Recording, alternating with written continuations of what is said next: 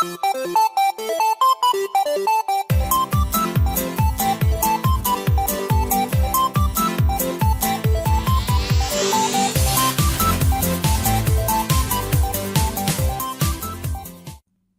guy, welcome to the AMIGArama podcast. I'm your host Lorfarius, and for this week we will be taking a look at the apocalyptic shooter Banshee. But as always, before we jump into that, let's have a look at some of this week's news.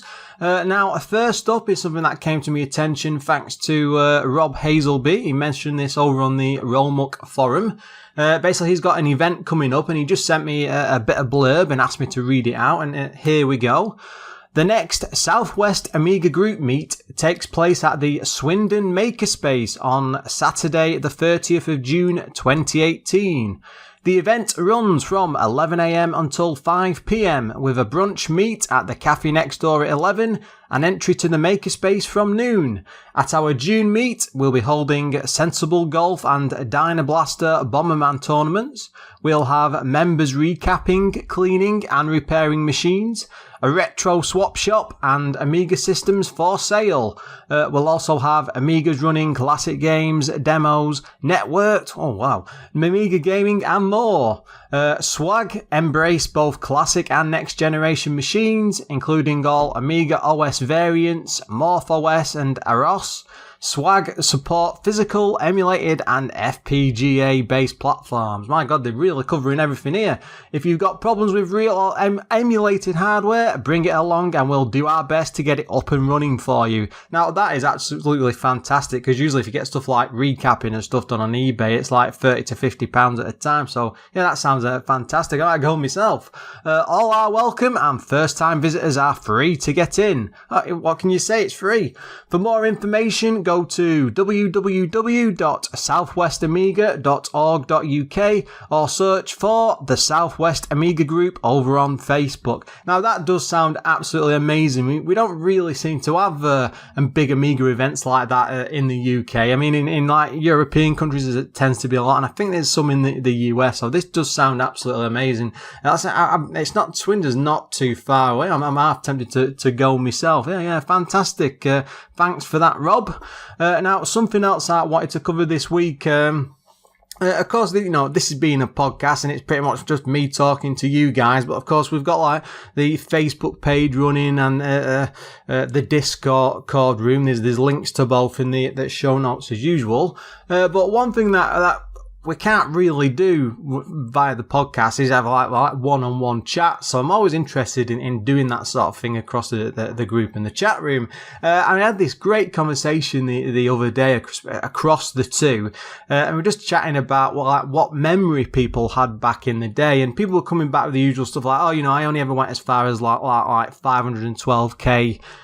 Pretty standard expansion, 2 meg. I went up to 2 meg on an A600. And then the chap called Figgy on the Discord room actually said he had 16 megs of fast RAM, plus the 2 meg chip RAM. So that's 18 megs of RAM in 1995. I mean, God knows what that must have been like. He did say he didn't really use it much in the way of games, but my God, that machine must have absolutely flown, and I'm half surprised it didn't set on fire. But, just an example, that's the sort of thing we do talk about in the groups. We've got these things going on back and forth and stuff, and I do tend to post daily like pictures and scans and adverts that I find online and stuff. So there's always something going on there. So by all means, pop along to either the Discord or the facebook.com/AMIGArama and see what you can find out. For a while now, I've had a few people bring it up in passing that, they'd like me to cover, or to put more music into the episodes. And I think I did mention a couple back that I was really worried about, like copyright strikes and things that must happen. And it has been a bit of a struggle, really. And I did try ages ago. I think I put some in for Orc. I think, God, it was about episode 7, a long time ago. Got episode 7.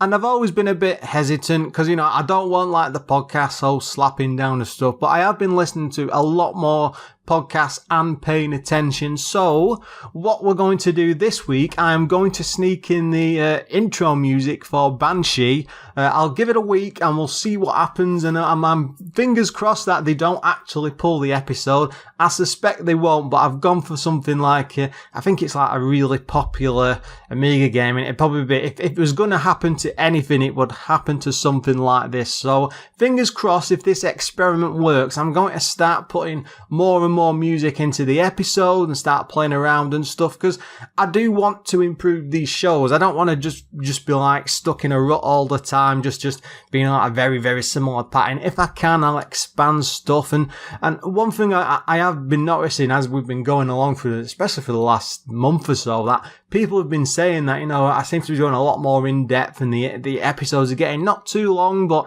getting a bit longer, and they like the amount of history I'm putting in and the extra research and stuff, and because it's just because I'm getting into the pattern now and I'm used to this level. And if I go back to, say, some of the earlier episodes, like episode 3 and 4 with Monkey Island, they're only about 20 minutes long. It was just the way things are, but I just wasn't covering them, I don't think, or I wasn't as in depth. And I always worry that people listening to the earlier episodes just think, oh, well, all the rest of the episodes, especially as we're getting so many now. I think this is episode 35 episodes in.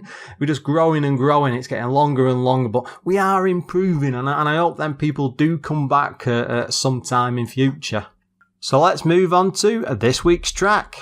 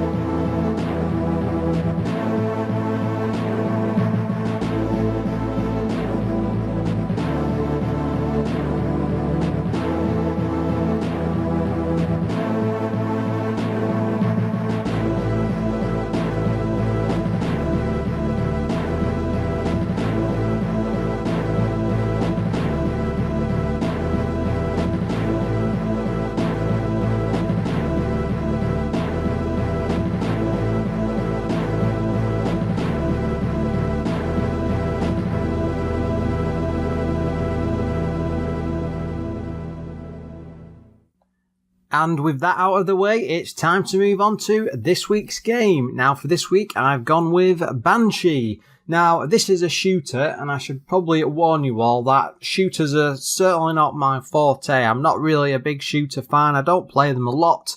And when I do, it's only very, very casually in passing, or maybe I'll have a quick dabble on an arcade machine. So I was a bit fearful in a way coming up to this sort of a game, because I'm not an expert by any means, but I did try my best.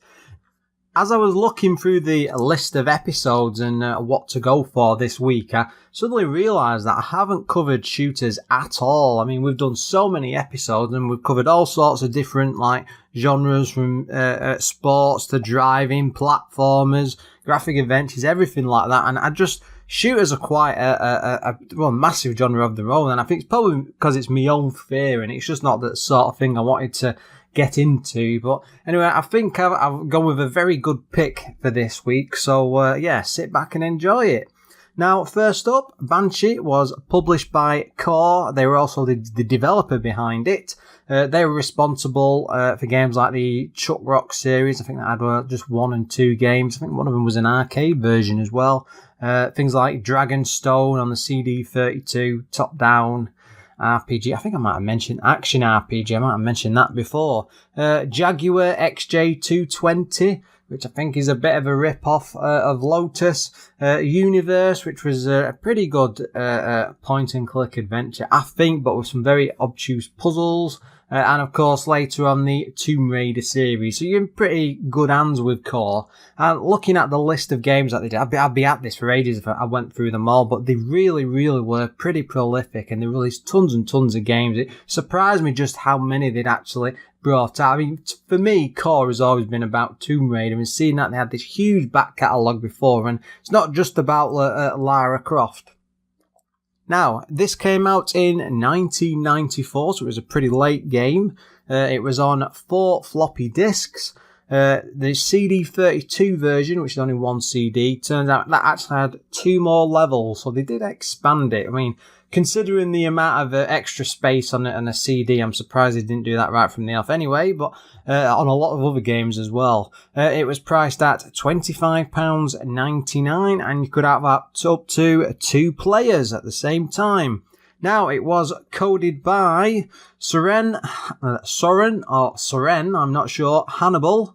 From what I could see of his history, he only ever worked on Banshee, but he had some links to like an anarchy group. I'm sure that might have been something from a demo scene, but I couldn't really discover any more about it. I did have a look, I'm afraid that's as far as I got. The graphics were done by Jacob Anderson.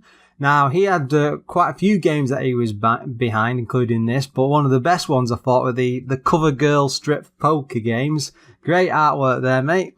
He also did Lollipop, and the best one, I mean, this is such an odd selection of games. He was also behind Smurf Rescue. I'm not entirely sure what happened in his career to go from the highlights of Cover Girl strip poker games back over to the Smurfs. So that was a very, very strange mix. The music was by Jarno Pananen. The only other game he seemed to do on the Amiga was Watchtower, and that was a sort of like it was an AGA title, a bit like Commando, you know, what you get on pretty much every system at the time, top-down arcade, run and gun. I suppose it reminds me, I don't know why I suddenly thought of Contra then over on the SNES with its top-down sections. Anyway, Martin Iverson was another guy behind the music. He worked on some massive games. Curse of Enchantia. We're going to have to cover that at one day. I think that's like a graphic adventure, but without any talk in it. Anyway, Agony. Awesome. That's actually a shooter as well, which has got some awesome music. Both Heimdall games. Bubba and Sticks, and this guy was all over the Amiga scene. He had tons and tons of games. I think there was a couple of pages from what I could see on Hall of Light. Now, sadly with this, I really did do some digging, and I checked all sorts of like magazines from back in the day, more modern stuff, interviews, even read through loads and loads of retro gamers and things. I just couldn't find any history to the game whatsoever, and everything I could do was only like bits and bobs tied in and there, and I think it was because it was a European release and the coder behind it had only literally done the one game. But it's just very, very odd that because this was a pretty big game at the time, and there's just next to nothing like information wise that's out there. I did go back through loads of Amiga forums going back to around about 2000, but you know, beyond making me head die from all the references from back then, I really did struggle to find anything. But one of the things this game is well known for, it has some extremely long levels, especially compared to like other shooters in the genre. And when I was like, before I first started playing it, and I started watching a few playthroughs and things just to get an idea of what it was like as a game, and watching like someone who's pretty expert at it, and it took them over 12 minutes for the first level on a shooter, and I can confirm that firsthand. Can playing it in 1-player and 2-player mode, it's absolutely huge on every single level. They really do take some times. One thing I did see repeated pretty much everywhere, all sort of like best of games list and magazine mentions and articles back in the day, pretty much every single forum, that this is classed as one of, if not the best shooter for the Amiga. I mean, this came out late 94, so I mean, the Amiga was pretty much dying off at this point. I mean, Digitizer was jumping up and down on the grave and so on. Pretty much everyone was giving up on it because they're all moving over to like the 32-bit systems and stuff, and everyone was just moving beyond that. And I think at this point even the CD32 was failing, so Commodore were really, really struggling, and for something like this to come out so late in the life, it was quite a surprise, I'm sure. I did have a good look at other systems, but this was an Amiga exclusive. It pretty much came out on the A1200 and the CD32 only. Now, this is known as one of the best CD32 games. There isn't much difference, as I said earlier, between the two versions.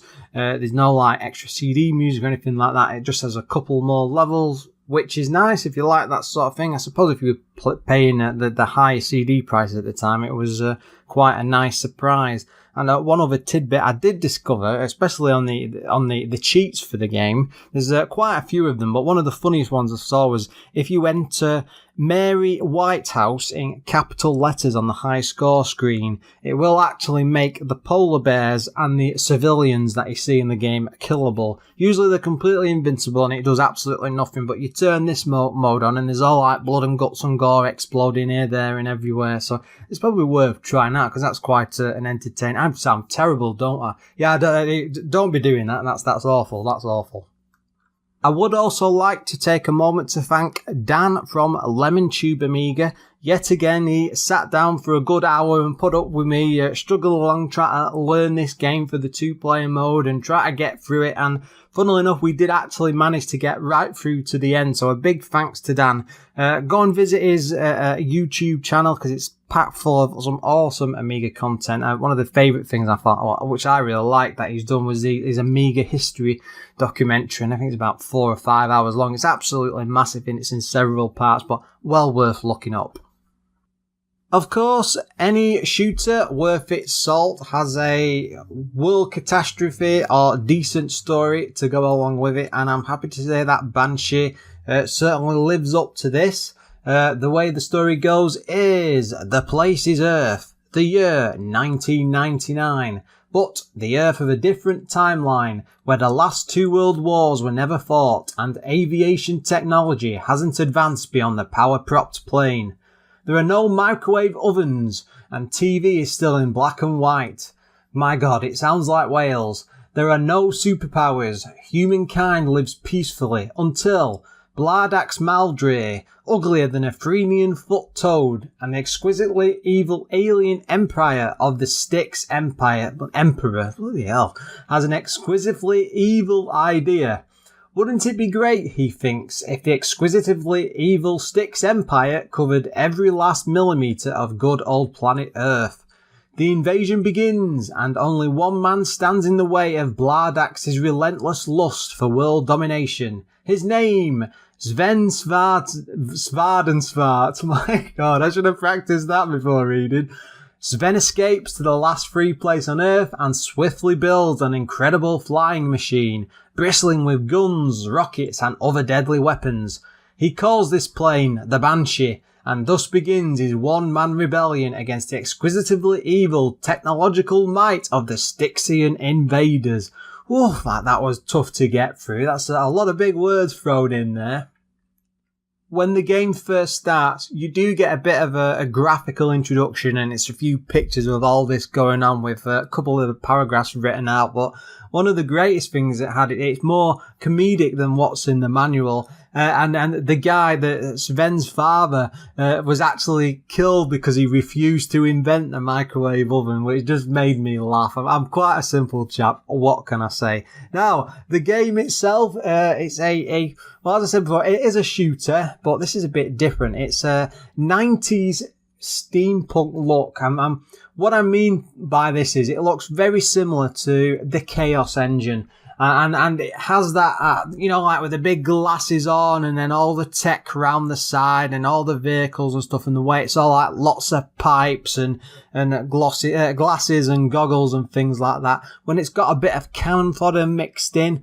Now this is a vertical shooter, and it's World War II-ish. And I would probably say it's very, very close to Capcom's 1942. That style of a double-winged plane flying along, shooting at masses and masses of enemies. Except the big difference is you've got these planes, World War II planes, but they've got very, very futuristic weapons and different weapon types and the way all the enemies are and the aliens and stuff. It's very, very futuristic yet historical mix with a load of steam punk gothic thrown in it. I'm not even sure where I'm going with that one, but it's a very odd game to look at, but it really does work wonders.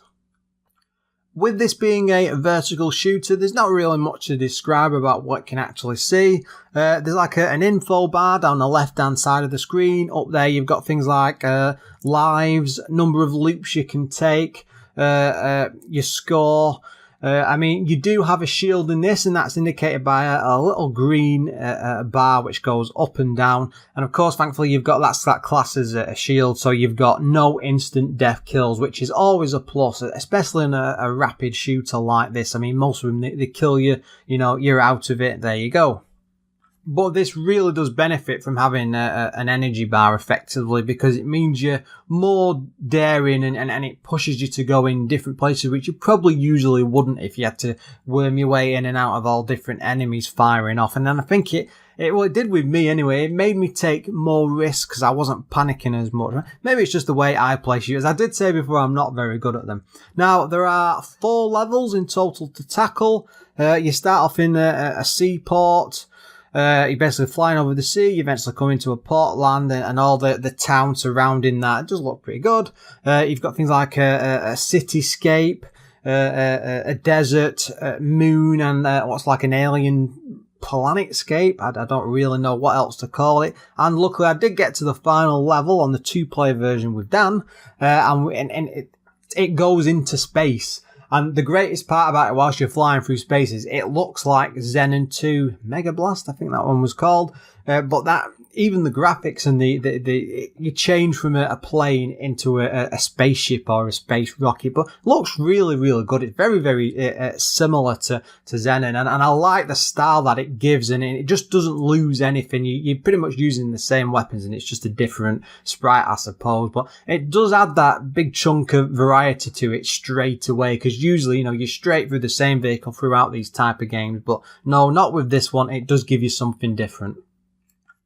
Shooters live and die by the controls, and I'm happy to say that this is spot on. They're pretty responsive. The ship moves about fairly quickly. When you start off, you're just a standard ship. You can get upgrades as you're going along to power your ship up, and that is shown pretty well, and you can move it really, really well on either a joystick or a pad. I tried it with both, and I didn't have any problems with it. You can change the setup, but usually one button fires. If you can bang the button rapidly to do a rapid shot, or if you hold it, you get like a pretty good auto fire. That to me though feels a bit lazy, to be honest. And then you tap the other button and you can do a loop. Now I couldn't, when I was messing about with it, the emulator, I couldn't get it to do the loop at all. So I had to switch over and press the space bar on the keyboard. That's fine, it's not a big bit. And in case you're wondering, the loop is basically the ship flies forwards, goes up in the air, spins around, and you're basically invincible whilst all that's going on. And it can get you out of some pretty big scrapes, especially when you're in like boss fights and things like that, because you're invulnerable. One of the biggest tests for a shooter, I think personally, is how many power-ups and add-ons you can get as you're going along. I mean, I always found for me that the ones with just a couple of extras become a bit boring because it's all a bit samey, but this game is absolutely packed with different weapon types. You've got things like homing missiles, nuclear missiles, that's the right term, a death bomb which basically blows up everything on the screen. You can power up the strength of the shots, whether you shoot diagonally out of the side of the ship, and as you're going along and you get these different types of weapons, you can power them up, so you really do become like a death bringer as you're flying along through the levels. I mean, you are using the plane, you're having to swoop from left to right, but you can hang back a bit and just hold down fire and just like really clean up massive areas with it. But of course that's as you power up. But the thing is, when you get to them later stages, it's really fantastic, the amount of shots coming out of you. And the other side of it is when you lose life, you don't just lose everything 100% and have to start away from scratch. It does let you keep them. It's not a complete wipeout every single time. I think stuff like, is it R-Type? Is that type of a game where it really doesn't let you keep any of the weapons and it's really hard going. I might be mixing that up with something else though. Despite only having 4 levels, the game is extremely difficult. Now, I did play this in 2-player, which helped to grade it. And I said I did complete it, but we wanted to get lots and lots of footage, so we cheated a bit and had infinite lives on it. Just by accident that we managed to complete the game. I'm hoping there's enough footage to go with the actual podcast recording to show all that, because I was quite chuffed actually, because I was quite enjoying it as I was playing it. But one thing I did realise that even though the levels are quite long. You really do sort of need to learn the layout and get used to certain areas and the way enemies react, because a lot of the time you've got things like lots of guns and tanks, and then in one part of the stages later on there's like lasers set up and spikes shooting out of the walls, and you've really got to time things and be in the right place at the right area, and there's waves and waves of enemies coming, so it really does help, I think, to learn as much as the level you can. And there's even a boss, there's lots of bosses throughout this game, but one of them where you'll have to take out loads of rockets on the roof of it, and then you have to fly past and then do a big loop in the air, come back to the beginning. You have to keep flying over it until you've taken them out. It works really, really well.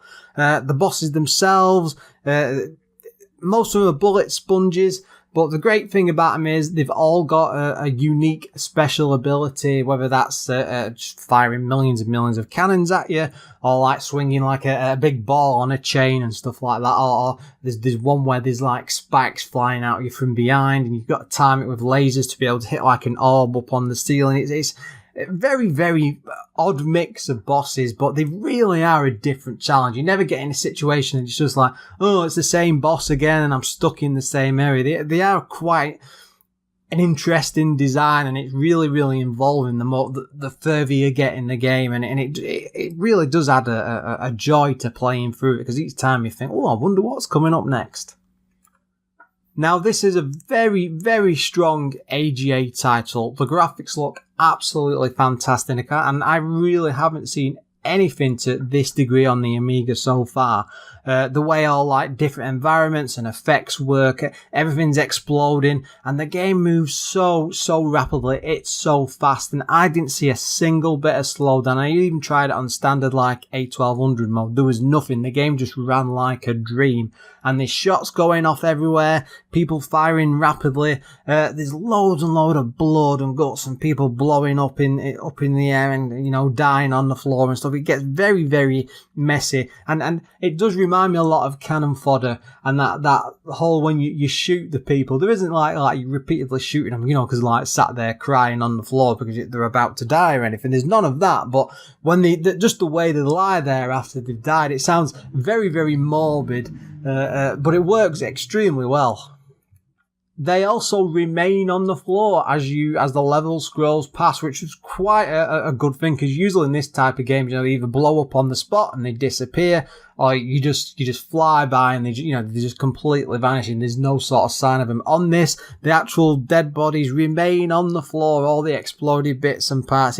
It's a very, very messy and gory game, and I do love that part of it, I will have to say. One of the other good things I felt about this, because I'm not much of a shooter fan, but it's a great game for zoning out with. I mean, it's almost zen-like when you sat there and you're just letting all the rapid fire and the bullets and everything that's going off around you, and you're just moving your thumb with the pad, or, you know, using that to move the joystick, and you're flowing in and out, and the way it all's going off around you. And I felt it was just absolutely awesome, because the levels are so long, you can really lose yourself into the gameplay. And I kept a few moments where I thought, well, I'll just spend a quick 10 minutes here, or 15 minutes here to get through this section, and before you know it, you're through it, and it does go through extremely quickly. And even though the levels are so long, it's just the way that it can draw you in, and I don't know many shooters that are like that, because most of them are just way too good. I will say this is a difficult game, but because everything moves at a fair old pace, and it is dependent on how responsive you are when you control it. So most times you can get out in most situations and not die.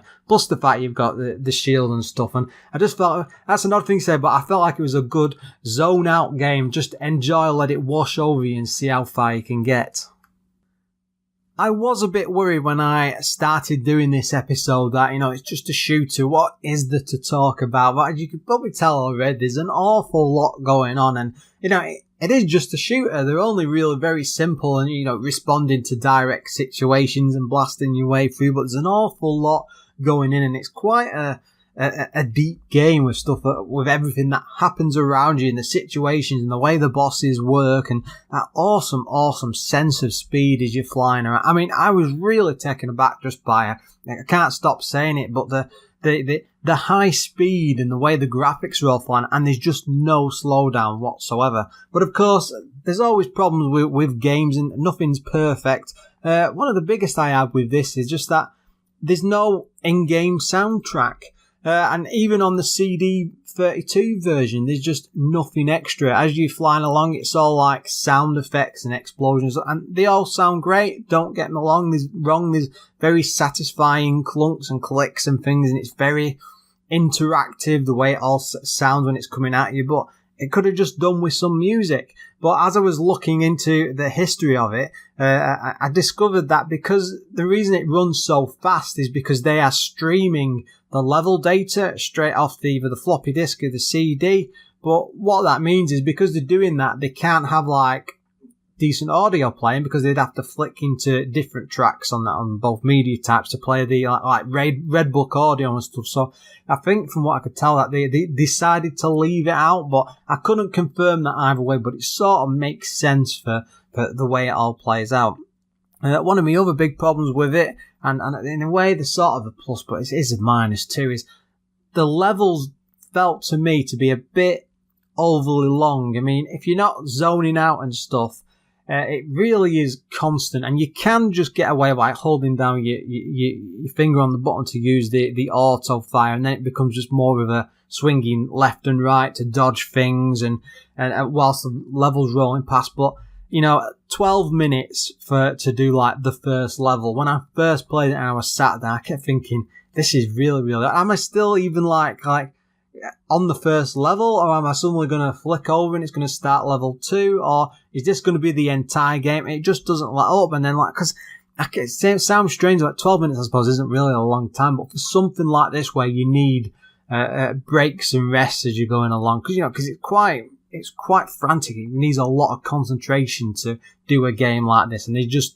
no sort of like level breaks. I mean, luckily there's lots of moments within the levels where it all calms down. You get a good breather as you're flying through sections, and it might just be to get some more power-ups or just a bit of wonder, say, over a bit of ocean or some disabandoned buildings, and it'll be about 10 to 15 seconds long, which is sort of enough to give you a breather and let your brain catch up to where you are. But I just felt like they could have split this up into a few more sections and not lost anything for it. But that's just me, and that's just the way I play these games. And of course, there's no sort of save point or level select or anything like that, because there's just not enough levels for it. One of the other issues I had, the bullets are all pretty much the same colour. Now, the designs of the surround, and as you're flying through the different levels, they're all pretty different. The colours are quite different. There's a lot of like yellows and drabbish browns, I think, in there, but for the most part it gets away with it because of the way the designs and the way the whole world looks. But the thing is, when you're really focusing, and I saw this in the 2-player as well, because it's hard to work out what your bullets are and what the enemy bullets are, and a lot of the time you can lose sight of yourself because it's the similar sort of colour. Your plane is a similar sort of colour to the bullets, and it just doesn't work 100%. And I would have preferred if they'd done something like, say, they're doing other shooter games where they have different coloured bullets. And I don't mean to say the extremes, like saying I have like a big red bullet or a big yellow one or anything like that, but just something a bit different from the plane would have helped, just to make it stand out a bit more. One of the other complaints, I suppose, and it's probably really just to do with the extra that you've got, is there's an ability to do a loop where you're circling the air and you're invincible for a bit, which is all very well and it's fine, but for me personally, that felt a bit pointless, and I didn't really use it. And when I was doing the 2-player version, I couldn't get I couldn't get it to work at all. And we basically played through the entire game without me using that at all, and it didn't really add anything to the game. And what I would have preferred, say, would be to have like a screen clearing bomb. I mean, they are in the game as an extra power up, but you have to find them as you travel along.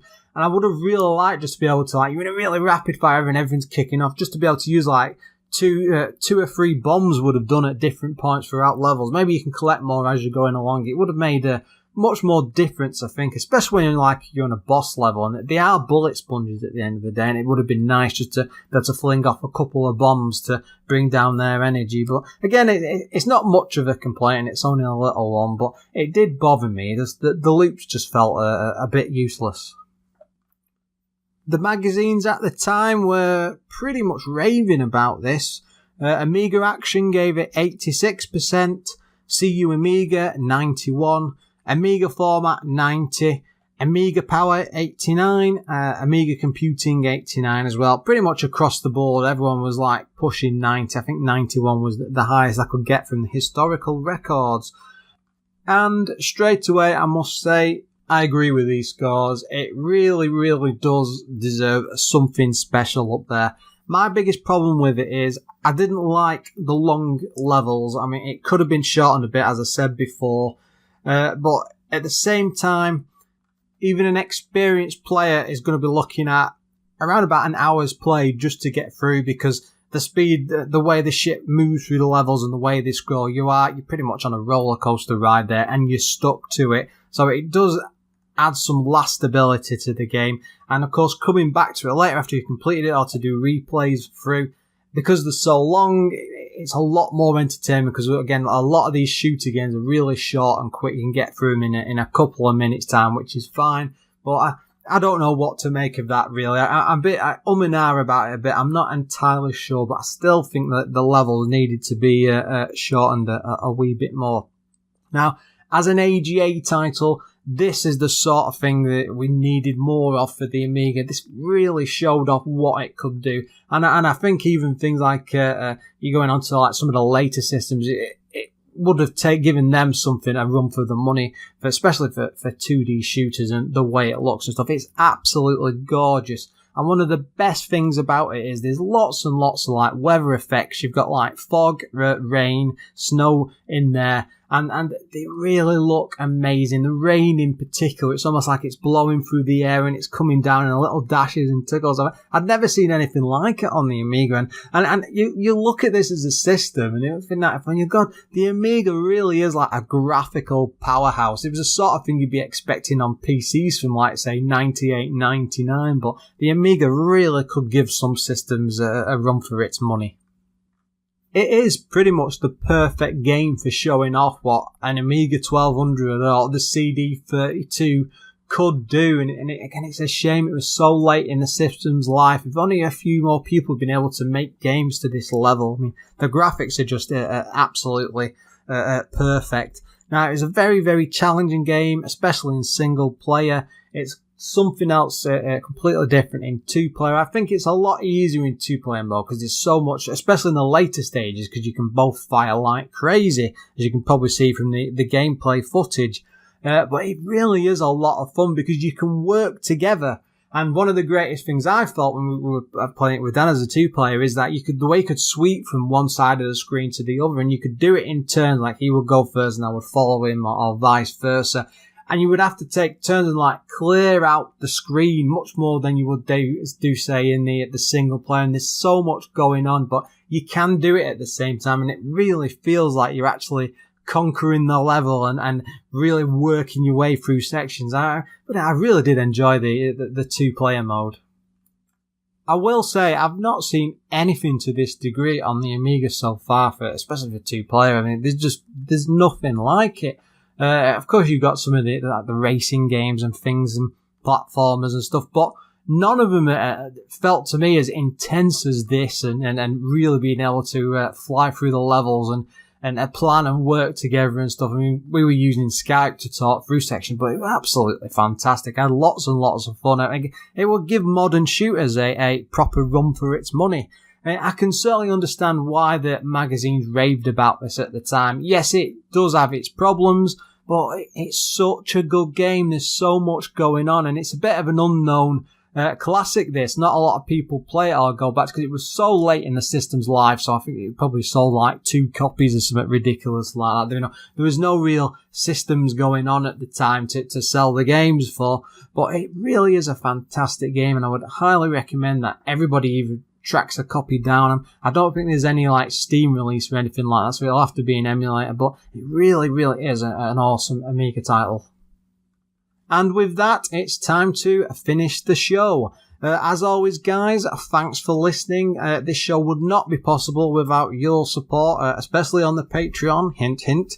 If you want to support the show, you can pop along to patreon.com/AMIGArama, or just come along to the Twitter account @AMIGAramaPod, or the Facebook page facebook.com/AMIGArama, or even come over to AMIGArama.com and drop me a line at Lorfarius@AMIGArama.com. Woof, I've got that down to a proper script, but you know, there's always something going on. I post on a regular basis, especially across like the Twitter account and the Facebook pages, and we've even got a Discord channel. As usual, you can find the link in the show notes.